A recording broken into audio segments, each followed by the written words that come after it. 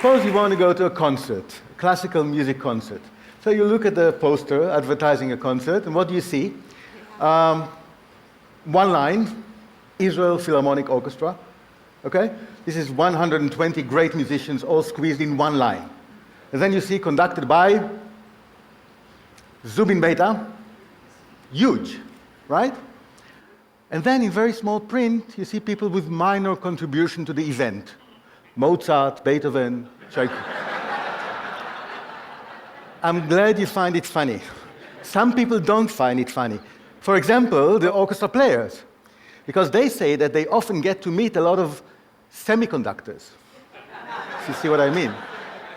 Not real conductors, let alone maestros that deserve this huge space. Now, I've asked myself, and we've talked about in the past about what makes it possible for somebody to really earn this place of huge print. But now I want to ask the question from a different perspective. What does it say about society, this kind of order that we have? Or maybe we want to change a little bit the order and try something else. Size of font, maybe the order should be different. But to find out, let's indulge ourselves in the old world. The old world, I'd say Vienna Philharmonic, Carlos Kleiber conducting, couldn't get any better than that. Enjoy.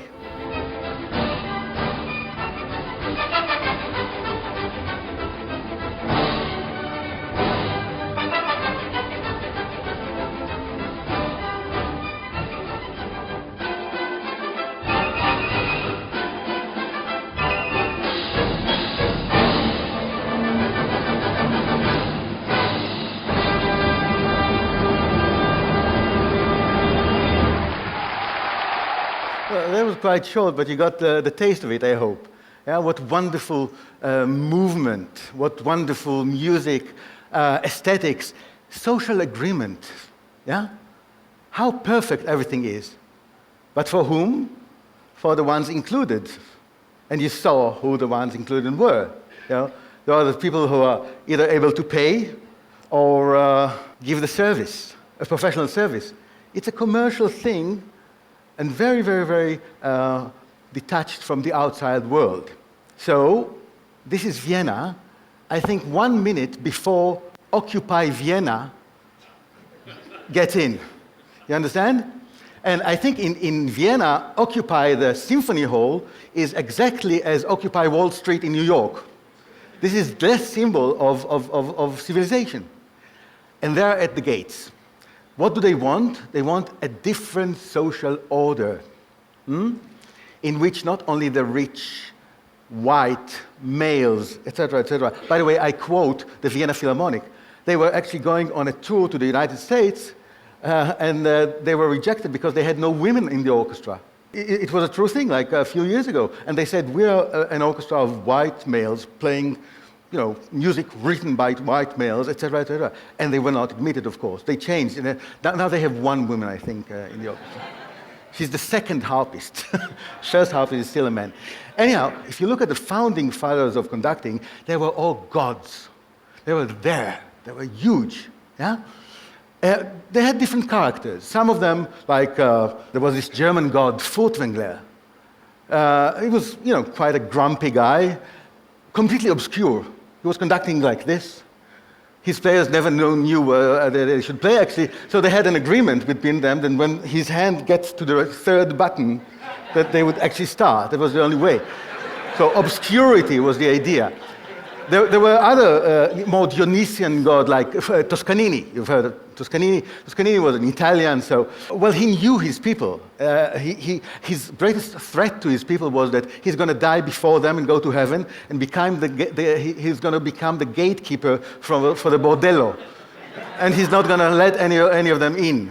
So he knew his people, but they didn't care for the people. I mean, the relation was just everybody has to worship them, and Furtwängler was even described by his own men like he's carrying the light. So he has the light within him, and generously he invites you to join that light. It was a spiritual experience to be with him. And that's, of course, fantastic. Nowadays, for the next generation, our post-war generation, it's different. Let's look at Zubin Mehta, the great, Indian maestro. See what he has to say. Now, an orchestra is made out of 110 minds, interpreters. Somebody has to decide. He has to see whether the bowings played by the string musicians are logical to his interpretation of that particular phrase.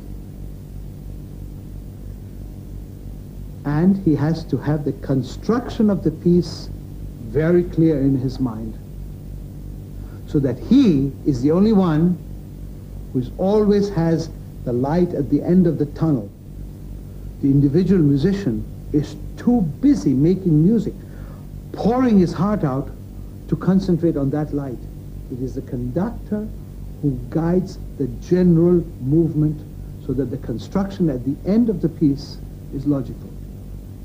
It is the mixture of all these qualities and the knowledge of which makes this mystical profession called conducting such a unique phenomenon. Convincing, isn't he? With those eyebrows looking at you. Very convincing. Every time he talks to me, I feel like, the only thing you can say is yes, of course. But you see, the old content is still there. Where's the power coming from? There's something mystical about it because he's the only one who sees the light. He may not be God himself, he doesn't carry the light, but he's only one. He's certainly privileged in being able to see the light. He does think that his players are intelligent, they have ideas, but really, better ignore them because only one person has interpretation. Ownership of interpretation. You see, it's all about the ownership. Who's in, who's out. He's responsible for the thinking, for the knowledge. He respects his players because they can deliver craftsmanship enough to execute the music. But, by the way, I know why Zubin speaks like that. He's the music director of the Israel Philharmonic, Israel Philharmonic is not an easy organization. In fact, Zubin himself says that in his orchestra, he's the only Indian because all the others are chiefs. So this is a difficult position to be in. Anyhow, but this was enough for some people. The Orpheus Orchestra from New York, a great orchestra, decided to play completely, actually was established in order to play completely without conductors. They want to perform their own ideas. They don't want this division of labor where somebody thinks and we just execute. Listen to them.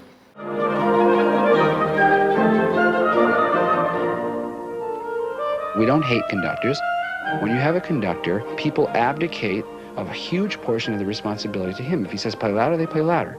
If he says play softer, they play softer. Or maybe they don't, but whatever. Right. Well, we're all collectively doing the job of a music director. Yeah, we're all listening to everything as a whole. When you have an orchestra with a conductor, it's always leashed. Almost always. Unless the conductor's great or an idiot. In Orpheus, the energy that's there doesn't get leashed. It's there and then it starts to go. So, you understood what they want. The problem is that in huge organizations, it's problematic. It's very good for a chamber orchestra, but anyhow, it's a good thing that they leave some room for great conductors. Now, what do they mean by great conductors? We'll find out. But it's not only orchestral musicians that have other ideas, even conductors, great maestros, have other ideas. Do you remember Riccardo Muti, this control freak maestro? Yeah? I'll remind you. Just look at this. Immediately. Just watch this for a second.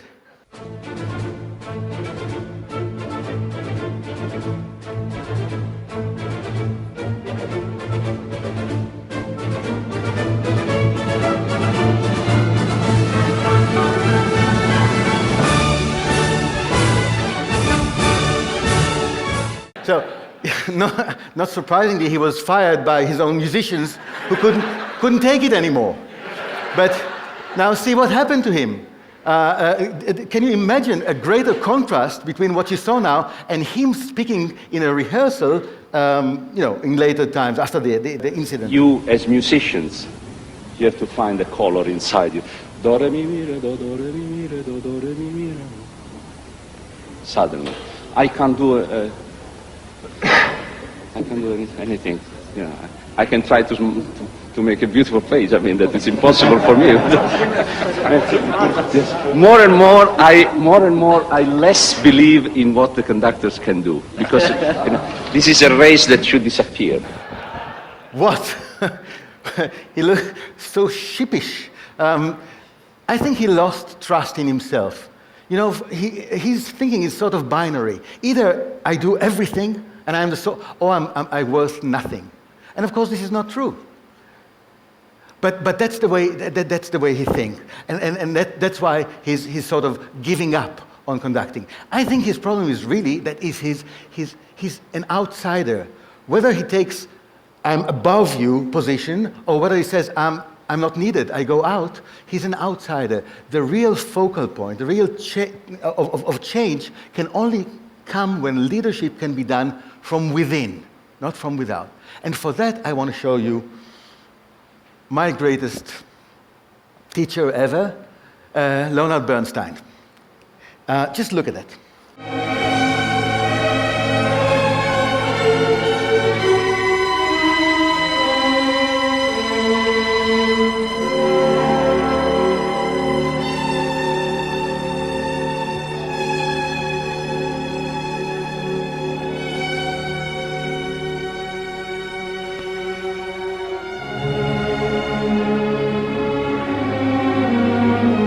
Can there be any doubt that he's inside, from the inside, completely connected emotionally, physically? But look at that. That might surprise you. Look at this one.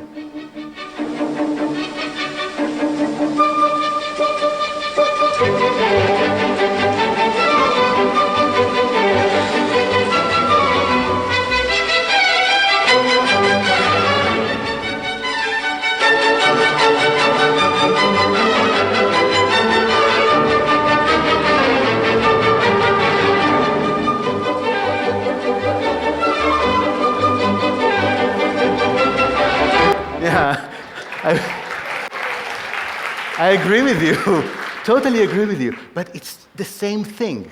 He is one with them no matter what he does, because it's not the physical thing, it's the relations.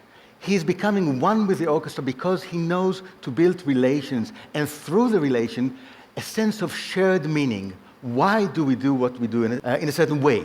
Yeah? That's the essence of not building processes, not thinking about musical structures. They will come, but they will come through, again, thinking together, feeling together from him and the orchestra. How is this achieved? I'll show you a little bit of a rehearsal, of him rehearsal in international orchestra. You will see young people from all over the world, and they have to play The Rite of Spring, very difficult music by Stravinsky, and he has to bring them there. Look at the way he does it.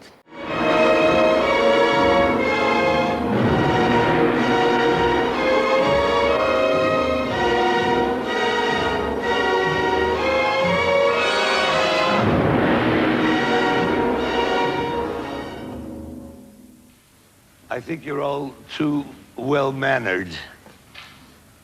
You've been brought up too well. These dances are all performed by adolescents, so I guess a lot of you should know what I'm talking about. But think of that. Think of the times. I'm not just wasting words. All the times that we all experience in adolescence, and I remember like yesterday, when you're lying on the ground and it's spring or summer, and you lie down face down on the ground and you want to kiss it. You watch the grass grow. You listen to the grass grow, and you want it just to enfold you. You've all had that experience. You're lying near a tree trunk, and you want to take it in your arms. That's what that Dhamini is, okay? So much talk. Does that work?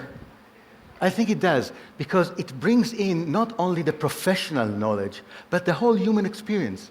And when you take this as a starting point for collaboration, then everybody's included, including young people, or maybe especially young people who has the experience far more fresh and strong maybe than other people. So that's the way it works with Bernstein. He includes everyone through meaning. By the way, he also included me. That was my journey from professional conducting to kind of conducting that is all about meaning, and which for me enables also this talk. But we want to go further into the future. Gustavo Dudamel is one of the stars of this world's conducting new generation. And he's a very interesting person, not only because he's so talented, because he comes from El Sistema. He grew in Venezuela. He studied only there. And there's something that enables him to go all over the world and light up fire in different orchestras. Listen to what he says about it.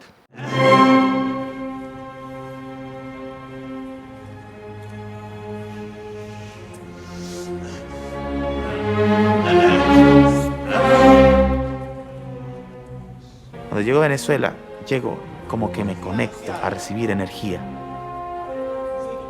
Porque la orquesta es como un sol. Es una cosa que tiene una energía muy fuerte, que te llena, y cuando tú sales a hacer música con otras orquestas que también tienen su propia energía, tú le das también de la tuya que no viene solamente de ti, sino que viene de un grupo de muchachos con los cuales tú has crecido. Did you see that he was now speaking about the energy or the fire as coming from the orchestra? You remember Furtwängler we mentioned? He was carrying the light, and he was generous to let you. Now it's the orchestra, it's the community. He goes to his own community to recharge, and then he has this vision of his role in the world, going from one community to the other, from one orchestra to the other, and sharing the energies. This is a fantastic way of looking at international leadership these days. That's what I think. And if you want to see where all this comes from, you have to go to Caracas. We started with Old World Vienna. Now we go to New World Caracas to see how it works. Dudamel and his own orchestra, the Simón Bolívar Youth Orchestra. Look at that.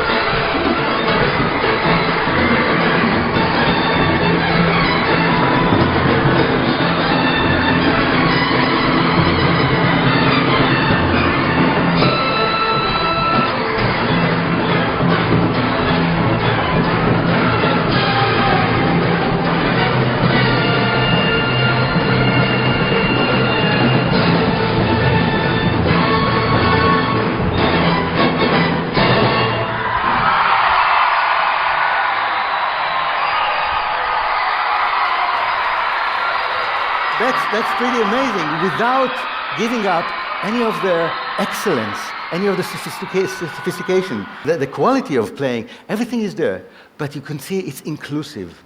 That's the difference. So just do try it at home. Thank you very much. Thank you.